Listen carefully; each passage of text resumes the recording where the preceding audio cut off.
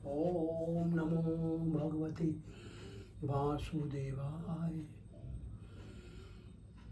नमस्कार मित्रों, मैं पंडित जयशंकर शर्मा आज एक नए अभ्यास के साथ, एक नए जोश के साथ आपके सम्मुख प्रकट हुआ हूँ। ये हमारा भारतवर्ष जो है वीरों का, बलिदानों का, महासूरमाओं का देश है। हमारे पूर्वज महासूरमा थे, महाबलिदानी थे, जिनके बलिदान के बाद हम इस आज़ादी में जी रहे हैं और खुली हवा में सांस ले रहे हैं। क्योंकि जैसा कि आप जानते हो कि शरीर को जिंदा रखने के लिए अगर खुली सांस या खुली हवा में हम सांस नहीं लेने की आदत करेंगे तो जीवन में हमें कभी भी सफलता की ओर नहीं बढ़ पाएंगे। तो सबसे पहली बात यह है कि आप लोगों को, अगर आप बाकी में अपने पितरों का, पूर्वजों का ऋण और इस धरती माँ का ऋण चुकाना चाहते हो तो आप सबको पहले जागना पड़ेगा। अगर आप अब भी नहीं जागे तो आने वाला समय जो है आपके लिए अच्छा नहीं रहेगा। अगर आपका समय अच्छा बीत भी गया तो आपके आने वाली जो भी पीढ़ी हैं या जो भी आपके संतानें हैं या जो भी आपके परिवार के लोग हैं, उन्हें उससे लड़ना पड़ेगा। इसलिए आपको जागना है और इस भारतवर्ष को सनातन के रास्ते लेकर चलना है।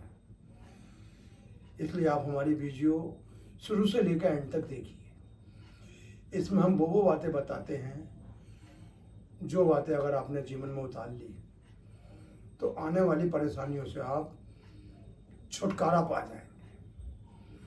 हमारा दिव्य नारायण मानव सेवा का एक ही लक्ष्य है कि हर प्राणी सुखी रहे, हर प्राणी रोगों से मुक्त रहे।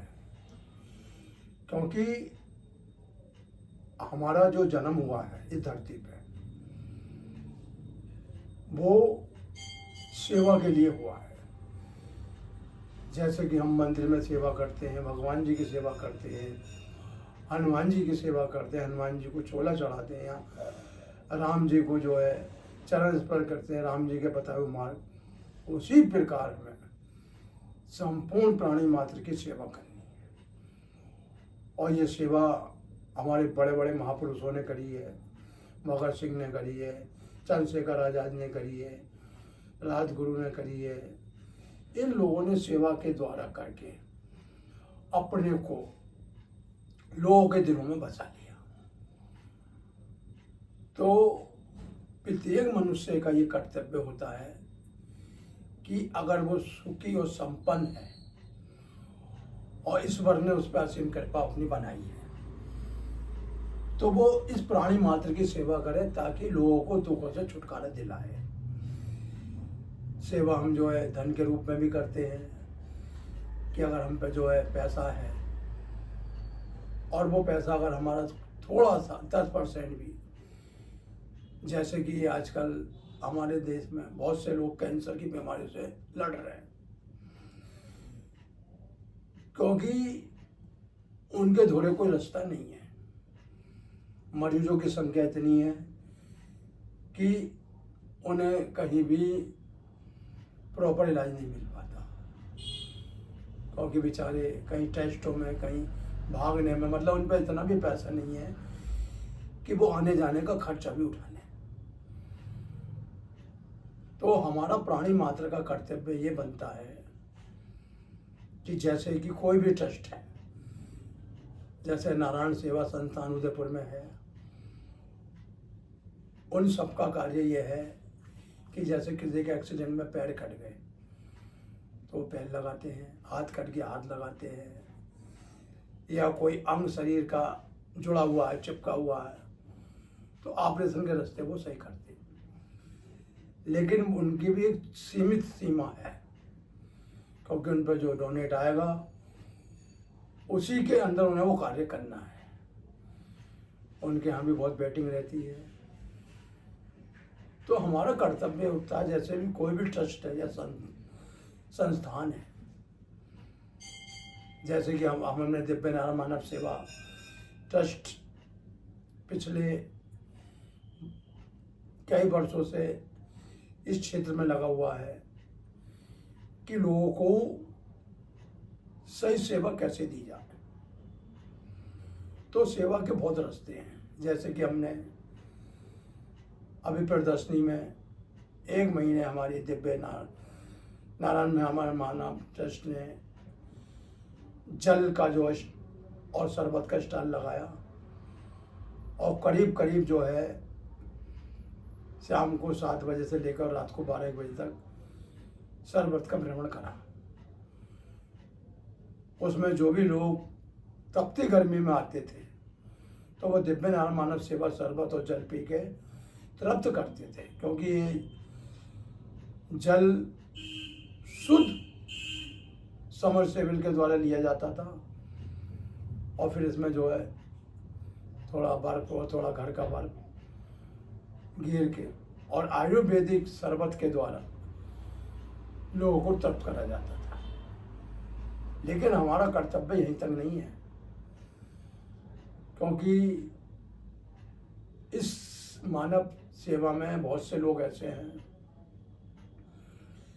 जिन्हें 2 वक्त का खाना नहीं मिलता, बहुत से तो भूखे पेटी सो जाते हैं। तो हमें नारायण सेवा रसोई का भी जो है निर्माण करना है। इस निर्माण में धन की भी आवश्यकता है, लोगों के सहयोग की भी जरूरत है, क्योंकि धन के साथ सहयोग भी अति आवश्यक है। एक आदमी सारे कार्य नहीं कर सकता। कोई आदमी सब्जी बनाएगा तो कोई पूरी बनाएगा, तो कोई आदमी उन्हें बांटेगा, और कोई आदमी जो है उसका मैनेजमेंट रखेगा। दूसरी बात,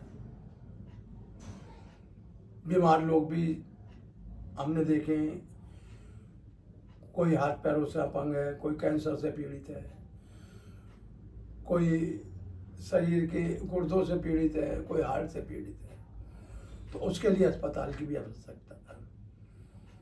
तो मेरा सभी से ही कहना है कि आप अपना थोड़ा थोड़ा सहयोग हमारे मानव सेवा ट्रस्ट में करें, जिससे कि आपके द्वारा दिया गया जो धन है वो दान रूप में उस नारायण के उन दीन दुखियों की सेवा में लग जाए, जिसे सेवा को पाके वो धन्य हो जाए। दूसरी बात, ये स्वर्ण ने जो हमें धरती पर भेजा है, खाने कमाने के लिए नहीं भेजा है, मौज मस्ती के लिए नहीं भेजा है, हमें कार्य देकर भेजा है। और वो कार्य क्या है कि सर्वप्रथम हमें शरीर की मुक्ति करना। और मुक्ति आपको पता कैसे होती है? मुक्ति जब होती है जब हम इस शरीर से अच्छे अच्छे कार्य करें, जगह जगह प्याऊ लगवाएं, जगह जगह भूखों को भोजन खिलाएं, जगह जगह अस्पतालों का निर्माण करें, और जगह जगह शिक्षा का क्षेत्र स्थापित करें। अगर हम ये सब कुछ करते हैं तो हमारा मनुष्य जीवन सफल माना जाता है, क्योंकि देवता भी इस मनुष्य देह में आने को ललचायित रहते हैं, लेकिन क्योंकि वो देव हैं, वो सृष्टि का संचालन कर रहे हैं, अगर उन्हें ये मानव शरीर मिल गया तो जल की वर्षा कौन करेगा? पवन वायु का वेग को कौन आगे बढ़ाएगा? आकाश में कौन जगह खाली रख के वायु छोड़ेगा? और कौन अग्नि अंदर शरीर में प्रज्वलित करके, या कौन सूरज के रूप में धरती को हर बीमारी से दूर करेगा? तो देवताओं को देवलोक मिला है और मनुष्यों को ये मानव लोक मिला है। तो मनुष्य का कर्तव्य ये होता है कि रोज सनातन के रास्ते चलते हुए सर्वप्रथम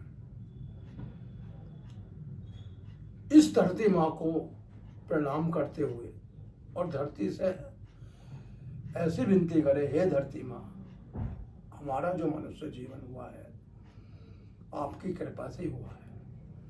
अगर आप ना होती तो सृष्टि में कहीं भी अन्न नहीं होता। प्रत्येक प्राणी अन्न के अभाव में अपना जीवन नहीं चला पाता। हे धरती माँ, आप ना होती तो धरती में जल नहीं होता, क्योंकि जल के द्वारा ही हर प्राणी को जीवन मिलता है। हे धरती माँ, आप ना होती तो इस धरती पे अच्छे अच्छे भवन नहीं होते, क्योंकि भवन में बैठते ही भगवान का मंदिर बनता है, उस मंदिर में पूजा होती है, जब तप होता है, तो ये कुछ भी ना होता। हे धरती माँ, आप ना होती तो हमें माता पिता का आशीर्वाद नहीं मिलता, क्योंकि आपकी कृपा से ही हमें माता पिता मिले हैं। हे धरती माँ, आप ना होती तो हमें शिक्षा देने वाले गुरु ना मिलते, हमारा अध्ययन ना होता, हम बुद्धिजीवी ना बनते। तो सर्वप्रथम ऐसे हमने अंतर में धारणा करते हुए धरती माँ को स्पर्श करते हुए, नमन करते हुए उनका धन्यवाद देना चाहिए। दूसरी बात, माता पिता के द्वारा जो आपको कांति और सुंदर शरीर मिला है, उनका कभी भी अनादर नहीं करना चाहिए। हमेशा उनका सत्कार करें, उनकी सेवा करें। एक वक्त को अपनी इच्छा मान लें, लेकिन अपने माता पिताओं की इच्छाएं नहीं मारें, क्योंकि उन्होंने अपना सर्वस्व न्यौछावर करके आपका लालन पालन करा है। ऐसा ना हो कि उनकी तरफ से कोई ऐसी अंतःकरण से आहट या कोई ऐसी दुआ आ जाए, निकल जाए, जिससे आपका अनिष्ट हो जाए। दूसरी बात, जिन गुरुओं ने हमें शिक्षा का दान करा है या जिन्होंने हमें यहाँ तक पहुँचाया है, उन गुरु का हमेशा आदर और सत्कार करें। तीसरी बात, ब्रह्म ज्ञानी को कहते हैं कि भगवान मिल सकते हैं, विष्णु मिल सकते हैं, ब्रह्मा जी मिल सकते हैं, लेकिन गुरु बड़े मुश्किल से मिलता है। अगर गुरु मिल जाता है तो गुरु के अंदर ही गुरु ब्रह्मा, गुरु विष्णु, गुरुर्देवो महेश्वर, गुरु साक्षात पर ब्रह्म तस्मै श्री गुरुवे नमः। अगर गुरु मिल गए तो हमें तीनों देव मिल गए, ब्रह्मा विष्णु महेश्वर। उस गुरु का आदर करें। गुरु के द्वारा बताए हुए जो भी मंत्र जाप है, जिस भगवान के भी बारे में गुरु ने आपको मंत्र दिया है, उसका निष्ठापूर्वक जाप करें। दूसरी बात, राम भक्त हनुमान जो इस धरती पर चिरंजीवी हैं, यानी कि त्रेता युग में भी और द्वापर युग में भी और कलयुग में भी, जो सदा राम के अपने हृदय में रखते हैं, उस बजरंगबली का रोज नित्य हमें 7 बार हनुमान चालीसा का पाठ जरूर करना चाहिए। हनुमान चालीसा का पाठ करने से राम जी प्रसन्न होते हैं, और जब राम जी प्रसन्न होते हैं तो बजरंगबली स्वयं उस भक्त की रक्षा करते हैं। एक महत्वपूर्ण बात और, कि जीवन में अगर बाकी में आपको इस धरती का ऋण चुकाना है और अपना इस मनुष्य जीवन को सफल बनाना है, तो परेशानी और मुसीबतों से लड़ना सीखो। जो व्यक्ति परेशानी और मुसीबतों से लड़ना जानता है, वही शरीर की रक्षा कर सकता है। जिस प्रकार हमारे महान वीर सीमा पे शत्रुओं के साथ संघर्ष करते हैं 24 घंटे अपनी छाती पे, गोली खाने को तैयार रहते हैं और शत्रु को अपने देश में कदम नहीं रखने देते। उसी प्रकार चिंता रूपी आलस रूपी शत्रु को इस शरीर में कभी भी प्रवेश मत करने दो। नकारात्मक विचारों को शरीर से निकाल दो तो आपका योग सिद्ध हो जाएगा। योग क्या है? योग उस नाड़ी का संयोग है जिसके मिलन से भगवान हमें अपने धाम की यात्रा कराते हैं। तो आइए शुरुआत करते हैं उस योग के प्रति पूर्ण समर्पण के साथ और रोज करेंगे, नित्य करेंगे। तो ये योग करने से शरीर के अंदर कोई भी बीमारियां नहीं आती हैं। तो शुरुआत करते हैं। आज योग के क्रम में पश्चिम तानासन। पश्चिम तानासन हमारे शरीर को मजबूत, सुडौल और बलवान बनाता है। इसी आसन के प्रभाव से आज हमारी सनातन संस्कृति जो है विश्व लेवल पे आगे बढ़ रही है। अगर हमने जीवन में इस पश्चिम तानासन को रोज 5 मिनट से लेकर 15 मिनट तक अपने जीवन में अपनाया तो हमारे जीवन में खुशी भी आएंगी, आनंद भी आएगा और हमारा मनुष्य जीवन सफल हो जाएगा। अंगूठे पकड़ते हुए आगे की तरफ।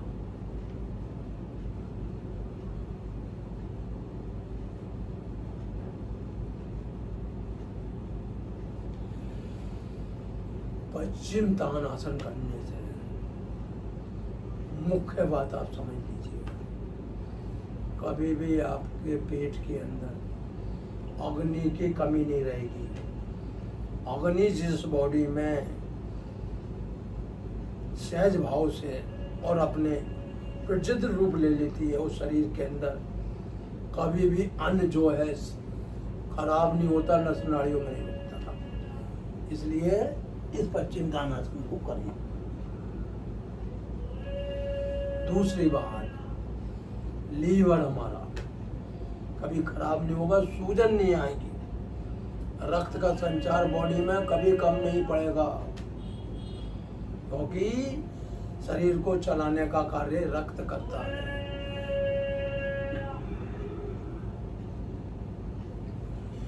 क्योंकि रक्त शुद्धि शरीर शुद्धि। जिन व्यक्तियों का रक्त शुद्ध रहता है उनके अंदर कभी भी कैंसर के रोग नहीं होते, हार्ट के रोग नहीं होते, किडनी कभी सिकुड़ती नहीं है। क्योंकि रक्त अगर हमारे शरीर में संपूर्ण वेग से बहता है तो शरीर के अंदर रोग नाम की छाया नहीं रहती।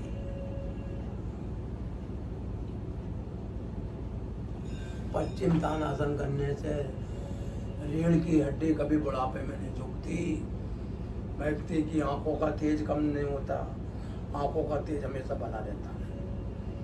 इसीलिए हमें इस पश्चिम तानासन का अभ्यास हंसते खेलते करना चाहिए।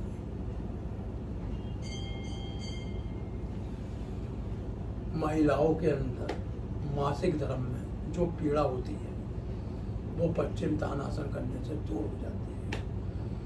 सफेद पानी, उदर के रोग, आंतों के रोग, वो सारे रोग इस पश्चिम तानासन को करने से सही होते हैं। और जीवन में आप ये मानते हैं कि कोई भी अगर इस शरीर के अंदर बीमारी आ जाती है तो व्यक्ति हर तरफ से जो है परेशान होता है, पैसे से भी, काम काज करने से भी। आइए अब हम उस ओमकार का ध्यान करते हुए कमर सीधी गर्दन सीधी करते हुए ध्यान दृष्टि नासिका का भाग रखते हुए वायु मुद्रा बनाते हुए उस ओम का 3 बार गुंजन